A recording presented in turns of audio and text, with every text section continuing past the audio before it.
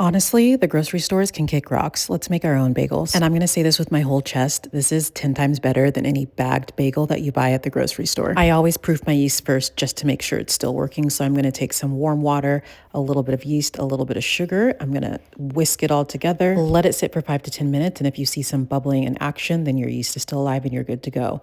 I'm going to add bread flour. You can use all-purpose flour too, a little bit of salt. Mix everything together until it starts to form a dough. Feel free to use a spatula. You don't have to use your hands for the messy part. Once your dough starts to look like this, go ahead and dump it out and knead for about 5 to 8 minutes. If you're using a stand mixer, put your speed on 2 and mix for about 2 to 3 minutes. Put some oil in the same bowl we used earlier. No need to dirty something else up. Cover your bowl and let it sit until your dough doubles in size. In my house, this usually takes an hour. If your house is a little colder, it might take a little longer. After your dough has doubled in size, we need to punch out any additional air, and then we'll separate the dough into 8 even pieces. Form your dough into a bagel shape in whatever way you want. I just find that putting it into a ball and then poking my fingers in the middle is the easiest way. They're not gorgeous, but it's easy. Boil some water, add a little honey, and then boil each bagel for about a minute and a half on both sides. Pick your toppings and make an egg wash. I like to crack an egg and add about a tablespoon of water, whisk everything together. I'm going to do most of these with everything seasoning on. I really like a salt bagel, so I'm going to make myself 2 salt bagels and then just plain bagels with nothing on top.